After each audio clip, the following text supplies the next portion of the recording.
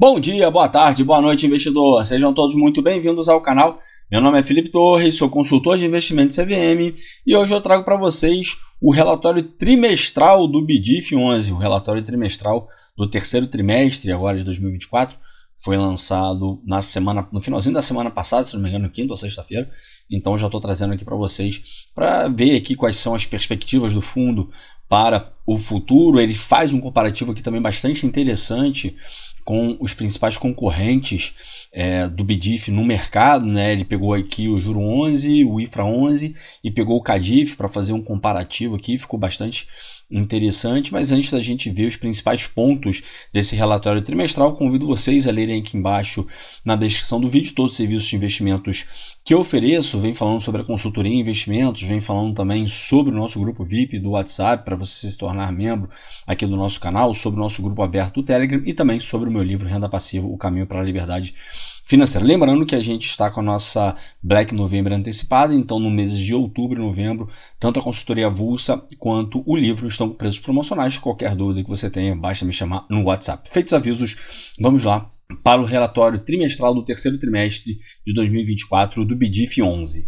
Aqui ele vem trazendo esse ano bastante complicado que a gente está tendo, principalmente aqui no Brasil, por conta de questões fiscais, questões econômicas, enfim, gasto muito grande por parte desse governo, não está tendo responsabilidade fiscal nenhuma, e isso tudo reflete na questão do aumento da taxa de juros, abertura na curva de juros, né? Isso daí tem um reflexo direto nos ativos de renda variável, principalmente os ativos que são indexados ao IPCA, como é o caso da maioria dos fundos de infraestrutura. Nós temos também muitos fundos de recebíveis imobiliários também. Então, esses ativos indexados ao IPCA, eles sofrem bastante. Quanto maior for a duration desses ativos, né, como a gente já comentou em outros vídeos, mais sensível esse ativo vai ficar, esse fundo vai ficar à abertura na curva de juros, porque quanto maior for essa duration, a sensibilidade desse fundo também se torna maior. E aí aqui ele vem falando, né, que houve uma mudança completa no cenário que estava sendo previsto para esse ano, né, existia uma expectativa ali na queda da taxa de juros, com uma expectativa de encerramento ali desse ciclo de corte de juros para a taxa Selic estar próxima de 9%, e aí no meio do caminho houve essa reversão. Agora a gente voltou a subir a taxa de juros e já tem algumas pessoas já, inclusive, falando que essa taxa de juros pode chegar em 12,5%, 13% no final da alta desse ciclo. Então, enfim, vamos aguardar para ver como é que vai ficar realmente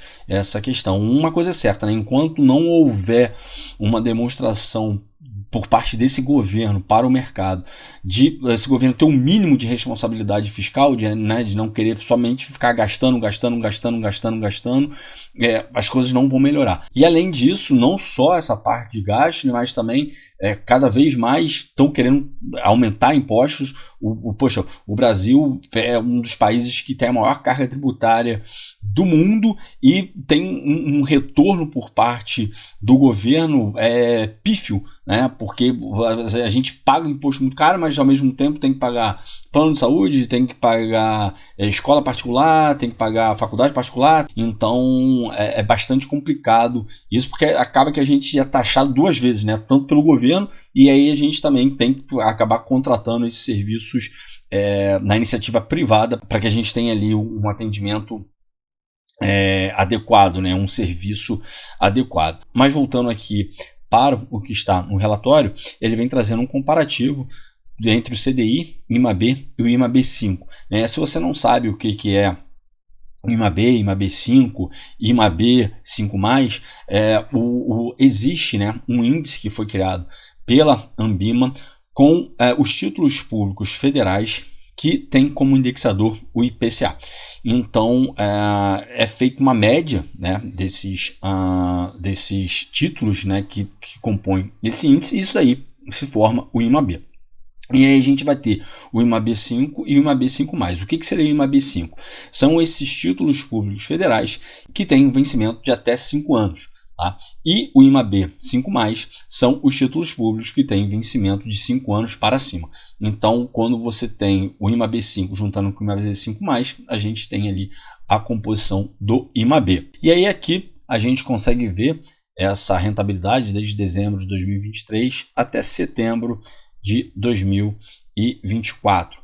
Tá? A gente vê aqui que nesse período o CDI teve um retorno de 8%, o IMAB ele teve um retorno de 0,8% e o IMAB5 um retorno de 5,4%. A gente consegue ver que o IMAB ele é muito mais volátil do que o IMAB5, né? Justamente por conta daquilo que eu falei antes para vocês. Quanto maior for a duration desse índice, desse ativo, enfim, dependendo do que a gente estiver analisando, mais sensível ele vai estar à abertura e fechamento na curva de juros. E como agora, nesse período, nesses últimos meses, a gente está tendo ali uma abertura forte na curva de juros, né, isso daí marca de forma negativa esses títulos por conta de questões de marcação a mercado. Então a gente vê que tem uma volatilidade muito grande aqui, né, no IMAB, e já no IMAB5 já é uma volatilidade, existe uma volatilidade, a gente vê que não é uma linha reta como ocorre com o CDI, né? Existe uma volatilidade, mas é uma volatilidade muito menor do que quando comparado aqui com o IMAB, tá? Então aqui em cima a gente tem o IMAB5, tá? Que são os títulos, né, indexados, os títulos públicos federais indexados até 5 anos, com vencimento até 5 anos, e o IMAB, que é composto pelo IMAB5 e o IMAB5+. Aqui a gente tem um spread do índice de debêntures da Ambima, do setor ali de infraestrutura, de debêntures que são indexados ao IPCA.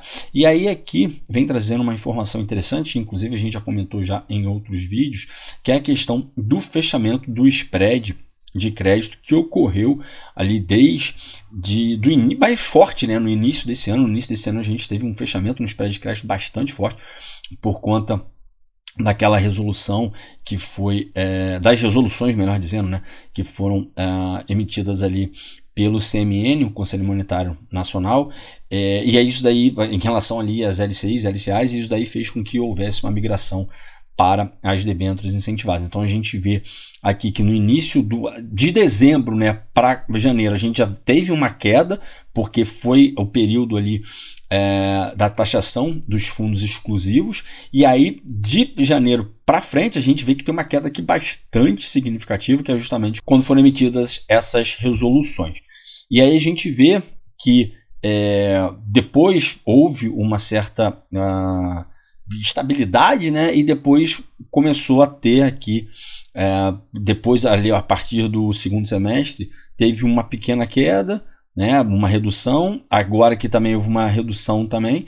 Então hoje em dia a média desse spread é de 42 base points, ou seja, 0,42%. E aí só lembrando, né, que quando a gente tem esse fechamento nesse spread de crédito é porque ocorre uma valorização na debênture. Por outro lado, se a gente tem uma abertura nesse spread, é porque ocorre uma desvalorização da debênture. E aí esse spread aqui, só para vocês também poderem entender, é em relação a NTNB de equivalência, com duration equivalente, duration similar. Tá? É claro, aqui é uma média, né? Tanto é porque é um índice, então um índice vai ser uma média ali.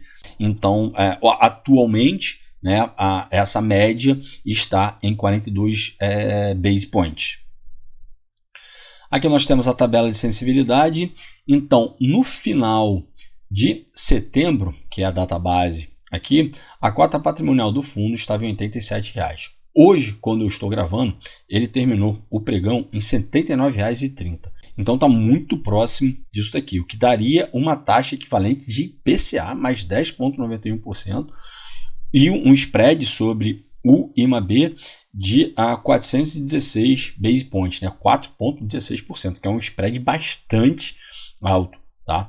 Aqui a gente vê, né, as principais informações do fundo, também tendo por base o final de setembro. Então o patrimônio líquido do fundo R$ 1 bilhão e 600 milhões de reais, 46 ativos em carteira, 49% do portfólio do fundo estava alocado em ativos com risco duplo A mais ou superior a esse título. O carrego do fundo, tendo por base a cota patrimonial, estava em IPCA mais 8,42%, número de cotistas 38.000, cotistas, dividend yield dos últimos 12 meses 13,62%, um desempenho durante o ano de 2024 de IMAB, mais 4,28%, e aí lembrando que esse desempenho aqui é em relação à cota patrimonial, porque se a gente for pegar em relação à cota de mercado, esse desempenho aqui está negativo por conta das fortes quedas que o BIDI vem apresentando nos últimos meses, depois que ele começou a distribuir os 75 centavos. Já vai para o terceiro mês que ele vai para essa distribuição. Então, depois que houve essa redução, ele vinha mantendo um patamar ali de R$1, e aí houve essa queda, e aí houve também essa redução no preço do ativo no mercado secundário. A PER agora, o fundo recomprou praticamente 40 mil cotas, né? Ele está com o segundo programa de recompra de cotas em aberto, então até agora foram recompradas 39.494 cotas, como a gente já havia informado no último vídeo que a gente publicou aqui, foi na semana passada, né? Em relação ao relatório do mês de outubro do BDIF11. Aqui a gente tem o histórico de dividendos e o dividend yield desde outubro de 2023 até agora setembro de 2024. Então, o fundo vinha aqui desde novembro de 2023, né, até junho de 2024, distribuindo R$1 por cota. Então, 1, 2, 3, 4, 5, 6, 7, 8 meses distribuindo R$1 por cota. E a partir de julho, ele caiu para 75 centavos. Então, já tem 3 meses fazendo essa distribuição de 75 centavos. E isso aí também fez com que a cota do fundo tivesse essa queda expressiva que vem tendo desde então. Aqui nós temos o carrego da carteira e as distribuições, né, que foram realizadas. Então a gente vê que julho, agosto e setembro, que foram os meses em que houve essa redução, a inflação também veio mais baixa, né? Os ganhos de inflação vieram aqui mais baixos. A gente vê que foi 0,2% nesses meses. Claro, a gente tem alguns outros meses aqui, em abril, que também foi 0,2% a inflação, e aqui em novembro também 0,2%. Só que nesses meses ele conseguiu manter a distribuição em R$1. A gente também tem que ver, né, nesse período aqui, por exemplo, de abril de 2024 e novembro de 2023, como é que estava a questão da curva de juros, se a gente estava no momento de abertura ou fechamento na curva de juros, porque pelo fato do fundo, dos fundos de infraestrutura, né, eles adotarem um regime de competência. Então, se eu tenho um fechamento na curva de juros, mesmo fechamento na curva de juros, e também se eu tenho um fechamento do spread de crédito, tá? Qualquer valorização que eu tenha, tanto com o fechamento na curva de juros quanto com o fechamento do spread de crédito, não necessariamente eu preciso vender aquele título, aquele ativo, para que eu possa repassar aquele lucro que eu tenho naquele ativo. Então, pelo fato de ser regime de competência, apenas a marcação ali a mercado, tá? E o fechamento nesse spread de crédito e marcação a mercado também por questão de fechamento na curva de juros já é suficiente para que eu possa repassar para o cotista aquele lucro que eu estou tendo naquele período. Então tem que ver aqui, né, como é que estava o mercado nesse momento para poder ver se realmente, né, tinha, né, algum fator ali que beneficiasse o fundo. E claro, também a gente também tem que ver se nesse período aqui como é que estavam as reservas do fundo, porque a gente viu lá em cima que de dezembro de 2023, janeiro, fevereiro e março, né, a gente teve ali um fechamento bastante significativo. Se a gente pegar aqui, a gente teve um fechamento aqui bastante significativo nesses spreads de crédito, né, chegando até aqui março. Então isso daqui fez com que o fundo tivesse ali um ganho interessante, justamente pelo fato de ele ser dos fininfras, né, eles adotarem esse regime de competência. Então ele tem esse lucro acumulado e ele pode distribuir também esse lucro durante os meses ali, né, da forma que ele melhor entender. Então não necessariamente, né, por exemplo, aqui em abril poderia ter tido, né, um fechamento na curva de juros aqui que beneficiasse o fundo, porque ele vem aqui de um fechamento forte nos spreads de crédito, as debêntures como um todo, né, os FINFRAs como um todo, e isso daí provavelmente gerou aqui para o fundo uma reserva interessante em que ele conseguiu distribuir aqui e manter esse patamar de R$1, como a gente viu aqui. Só que agora, né, nesses últimos meses, julho, agosto e setembro, com a inflação baixa e, enfim, a gente está tendo essa abertura na curva de juros que está marcando de forma negativa os ativos, então o fundo não está com reserva ali para poder fazer essa distribuição, e aí tem que distribuir somente o carrego, que é que o fundo vem informando nos últimos relatórios em que ele vem disponibilizando, né, que o fundo só está distribuindo o carrego, e para os próximos meses também tem essa perspectiva de manter somente essa distribuição do carrego, que é o que realmente o fundo está gerando. Nos últimos 12 meses, a cota patrimonial do fundo está com um retorno de 9,43%, que equivale ao IMAB mais 3,61%. A cota de mercado nos últimos 12 meses, um resultado negativo de menos 0,57%, o que equivale a um retorno de IMAB menos 5,86% ao ano. Tá? Nesse mesmo período, o IMAB teve uma rentabilidade de 5,61% e o IMAB mais 2%, uma rentabilidade de 7,72%. Lembrando que isso aqui nos últimos 12 meses. Aqui do lado a gente tem o retorno acumulado desde abril de 2021. Então, desde abril de 2021, né, acumulado aqui, a cota patrimonial do fundo conseguiu entregar um retorno de 42,86% e representa o IMAB mais 3,52%. A cota de mercado, um retorno de 33,53%, o que equivale a um retorno de IMAB mais 1,54%. Lembrando que esses resultados aqui já está sendo levado em consideração nesses resultados os rendimentos que foram distribuídos nesse período. Tá? Então aqui não é apenas a valorização que se tem, mas também as distribuições que foram realizadas aí nesse período. Finalizando nesse acumulado, né, de abril de 2021 para cá, o IMAB ele teve um retorno de 26,62% e o IMAB mais 2% teve um retorno de 35,67%. Aqui a gestão vem trazendo um comparativo com os principais concorrentes do BDIF no mercado, né? Então, o concorrente 1 seria o CADIF, tá? O concorrente 2 seria o IFRA 11 e o concorrente 3 seria o Juro 11. Tá? Então, a gente vê aqui, né, a questão de rentabilidade. Então, nesse período de 2023, né, a rentabilidade de 2023, tá? O fundo, o IMAB teve um retorno de 16,1%, IMAB 5, retorno de 12,1%, o BDIF em 2023, um retorno de 16,5%, o CADIF 18%, IFRA 11 17% e o Juro 11 15,1%. Na rentabilidade no ano, tá, de 2024 até agora agosto de 2024, o IMAB está com retorno de 1,5%, o IMAB 5 um retorno de 4,9%, o BDIF um retorno de 5,4%, o CADIF um retorno de 4,9%, o IFRA 11 6,8% e o Juro 11 um retorno de 9,2%. Aqui a gente tem o dividend yield de setembro de 2023 até agora agosto de 2024. Então, o BDIF é essa linha azul mais escura que a gente está vendo. O CADIF é essa linha azul aqui, ó, mais clara aqui, tá? O IFRA 11 é essa linha cinza e o Juro 11 vai ser essa linha azul aqui mais clara, Aqui nós temos as movimentações que foram realizadas no terceiro trimestre de 2024.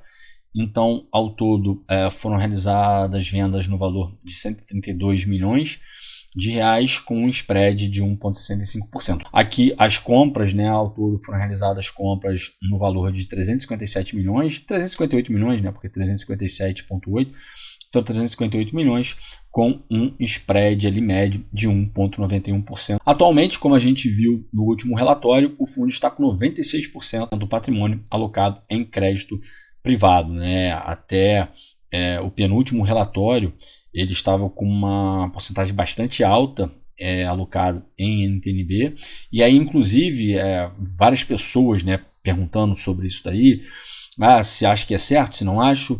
É uma coisa que eu sempre falei, tá?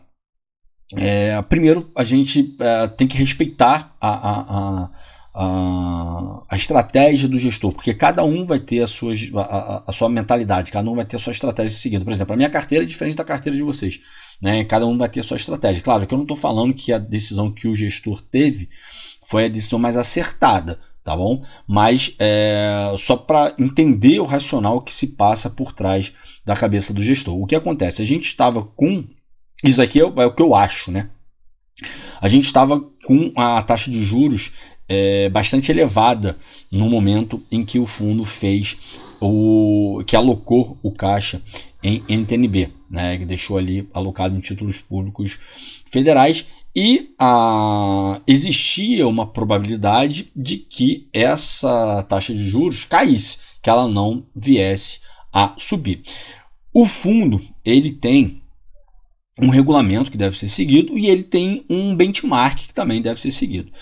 Se o fundo aloca esse caixa dele em, por exemplo, uma Selic, um CDI, em algum título de renda fixa pós-fixado, se eu tenho um fechamento nessa minha curva de juros, o benchmark do fundo ia disparar e o fundo depois, para conseguir recuperar essa diferença, ia ser muito difícil dele conseguir fazer isso daí. Então, o gestor tentando, né, pelo fato dele ter o regulamento do fundo que tem que ser observado, ter o benchmark ali que deve ser seguido o mais próximo possível, ele teve, acredito eu, né, pensou, eu vou alocar aqui na NTNB, porque se eu realmente tiver um fechamento na curva de juros, né, eu não vou ter um descasamento muito grande do retorno do meu fundo para um benchmark que eu tenho que cumprir, do benchmark aqui do fundo. Só que, enfim, a gente viu ali que nesse período a curva de juros continuou abrindo, né? A gente continuou tendo ali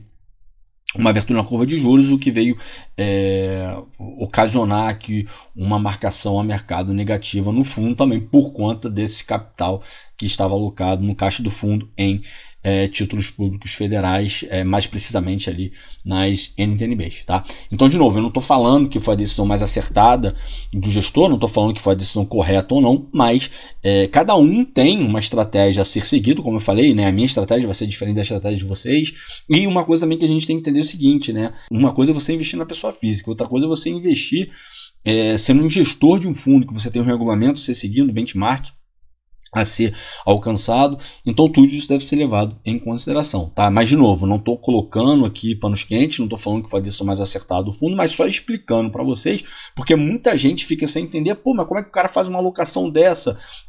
Se você, inclusive já teve recentemente,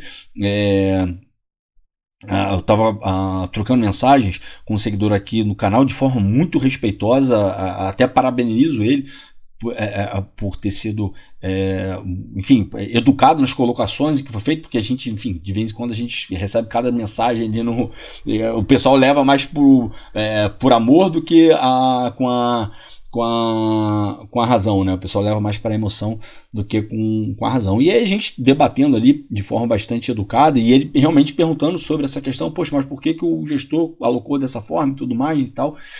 E eu fui explicando para ele justamente isso que eu estou passando aqui para vocês. E uma coisa que eu quis deixar bem claro para ele, eu não estou querendo passar panos quentes para a gestão do BDIF, até porque também eu tenho várias críticas à gestão do BDIF, dentre elas emissões abaixo do valor patrimonial e assim vai, tá? De novo, não estou falando que foi a forma mais acertada essa alocação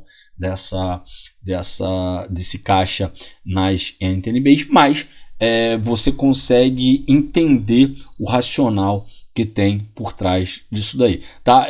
Existe um jargão, né, que o pessoal fala assim, explica, mas não justifica. É mais ou menos isso daí, tá? Você consegue explicar, mas se foi certo ou não, aí, enfim, cada um tira ali a sua própria conclusão. E aí também um outro ponto que a gente deve também levar em consideração é o seguinte: tudo bem, a gente teve uma abertura na curva de juros, mas e se por outro lado a gente tivesse tido um fechamento na curva de juros? Todo mundo ia estar falando agora, caramba, é a melhor gestão do mundo, a gestão muito boa porque acertou e tudo mais. Então, para vocês poderem entender, né, enfim, que da forma que deu errado porque teve essa abertura na curva de juros, mas poderia ter dado muito certo se por outro lado nesse período ali a gente tivesse tido um fechamento na curva de juros. Claro, o caixa do fundo, né, por exemplo, quando a gente está investindo, a gente, pessoa física, né, a gente não vai colocar o nosso caixa em ativos de risco, em ativos que possam ter ali marcação a mercado negativo e assim vai. Mas como eu falei, uma coisa é você investir na pessoa física, outra coisa é você investir sendo um gestor de um fundo, que você tem um regulamento a ser cumprido, um benchmark a ser seguido, então tudo isso deve ser levado em consideração. Tá bom? Qualquer dúvida, né, que você tenha, deixa aqui embaixo nos comentários que a gente conversa a respeito disso daí, porque realmente foi um ponto que as pessoas ficaram com muitas dúvidas, né, quando isso daí aconteceu, e até hoje as pessoas ficaram bastante magoadas com o fundo por conta disso, tá? Aqui nós temos a evolução da alocação. Então, lá em janeiro de 2024, né, o fundo estava com 94%, e aí depois caiu para 69%, porque foi a época da emissão, né, ficou com 31% alocado em caixa.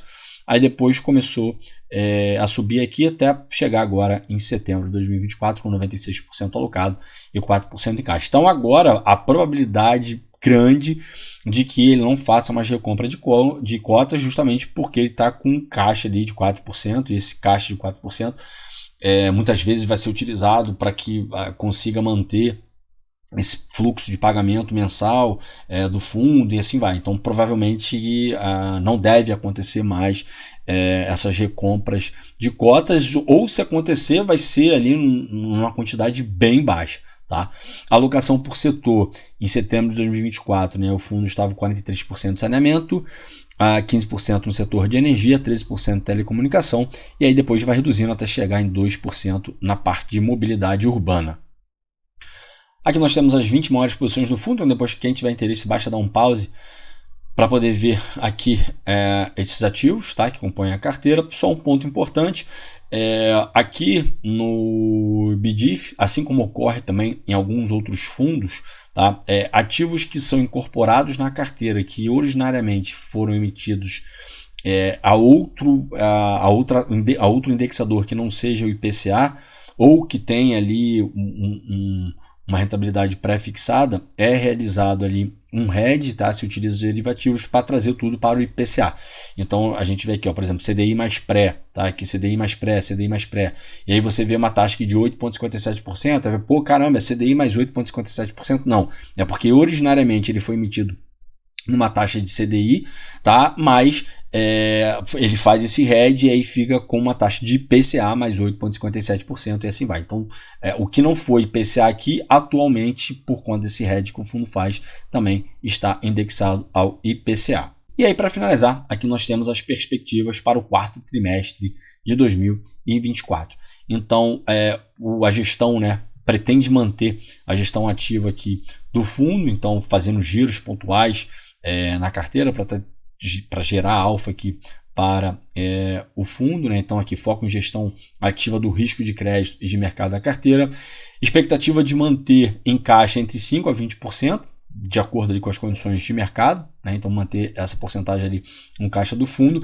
Isso daqui foi inclusive uma pergunta que uma seguidora aqui do canal fez, e aí eu não respondi na mensagem, até porque eu já ia fazer um vídeo sobre isso, e aí eu optei por fazer aqui a resposta no vídeo, tá? Porque ela ficou com a seguinte dúvida, aqui eles vêm trazendo aqui, né, nessa parte de novas alocações, seletividade de novas alocações, foco em private placements e club deals, e recompra de cotas. E aí ela tinha entendido que o fundo iria fazer essa emissão de novas cotas somente para um público restrito. Só que o que acontece é o seguinte, o investimento que o fundo irá fazer em novos ativos para a carteira do fundo, ele vai ter esse foco aqui em private placements e club deals, que seriam ofertas, né, para um grupo restrito, porque a gente tem o IPO, que são ofertas públicas de ações ou fundos, enfim, dependendo do ativo que a gente estiver falando, e essa questão do private placement ou club deal seria ali esse investimento, vai ser dada uma oportunidade para que fundos, né, enfim, um grupo seleto de investidores possa investir em determinado ativo, mas sem estar fazendo essa oferta pública. Então isso daqui seria um private placement, tá? Então o fundo é que vai investir em ativos ali mais exclusivos. Então, e não o fundo fazer emissão apenas para um determinado grupo de pessoas, tá bom? Se tiver ficado também alguma dúvida, pode deixar aqui embaixo nos comentários, porque terei o maior prazer em responder. Em relação às novas alocações, eles também continuam com essa análise de relação risco-retorno, né? Para, enfim, poxa, até que ponto vale a pena eu comprar determinado ativo com o retorno que ele está entregando e também o risco que tem dentro desse investimento. Então, sempre fazendo essa análise, né? Fazendo esse equilíbrio de risco e retorno. Na parte de performance, eles vêm trazendo essa questão do carrego, então em linha com os meses anteriores, com parcela do IPCA sendo a principal variável. Então, como a gente viu, né, e aí inclusive foi o que foi passado aqui para vocês, quando a gente teve essa queda do IPCA nesses últimos meses, o fundo já começou a sentir, não só ele, mas outros fundos também, o BODB, outros fundos indexados ao IPCA que trabalham com regime de competência. Os fundos imobiliários que também têm o regime de competência também sentiram isso. Tá? Os de regime caixa, nem tanto, porque eles conseguem ter uma certa linearização na distribuição ali, eles conseguem fazer ali um bem bolado ali para conseguir tá amenizando determinados meses que a inflação venha mais baixa, mas os que trabalham com competência também já sentiram isso daí. E claro, à medida, né, que o IPCA for subindo, isso daí também vai aumentando os rendimentos do fundo. E na parte ainda da performance, eles vêm falando aqui sobre essa questão de ganho de capital e vem falando potencial ganho adicional conforme a evolução das condições de mercado. Então, tanto essa parte de fechamento de spread de crédito, como a gente viu já anteriormente aqui, como também no fechamento da curva de juros. Claro, por outro lado, se a gente tiver uma abertura na curva de juros, isso daí vai continuar atrapalhando, né, a performance dos fundos indexados ao IPCA, como a gente vem observando aí nos últimos meses. E aí, em relação à parte de distribuições, eles vêm falando, né, acompanhando o resultado de carrego mensal da cota patrimonial do fundo. Então a gente viu lá em cima que na parte de carrego do fundo, parte desse retorno, ele vem da inflação. Então, se a inflação continua baixa, ele não consegue aumentar essa distribuição justamente porque o fundo está sem reserva. Tá? Então, a partir do momento que essa inflação começar a aumentar, existe uma tendência e também uma expectativa de que esses rendimentos possam também aumentar. E aí vem falando aqui que eventuais ganhos de capital serão incorporados para a distribuição subsequente, que esses ganhos de capital podem advir, como eu falei no item anterior ali na parte de performance, com fechamento na curva de juros, fechamento de spread de crédito e assim vai. Tá certo? Bom, para hoje era isso. Espero que vocês tenham gostado do vídeo de hoje. Se tiver ficado alguma dúvida, pode deixar aqui embaixo nos comentários, que teria o maior prazer em responder. Se quiser também deixar aqui embaixo nos comentários o que você achou desse relatório trimestral, né? Enfim, eu sei que muita gente que acompanha o canal aqui é cotista do BDIF, então fiquem à vontade para deixar aqui embaixo nos comentários para a gente poder interagir ao longo dos próximos dias. Se você puder deixar o seu like, compartilhar com outras pessoas para que as pessoas possam entrar aqui no canal, conhecer o canal, para que o canal cada vez mais possa crescer, agradeço imensamente. Se é a primeira vez que você está chegando aqui no canal, não deixe também de se inscrever aqui no canal, ativar o sininho para que vocês recebam as notificações dos vídeos que são postados diariamente. Qualquer feedback também que você tenha, com elogio ou crítica, por favor, deixe aqui embaixo nos comentários, porque isso ajuda muito a melhorar a qualidade do canal. O meu muito obrigado a todos vocês que ficaram comigo até aqui, desejo a todos bons investimentos e até a próxima.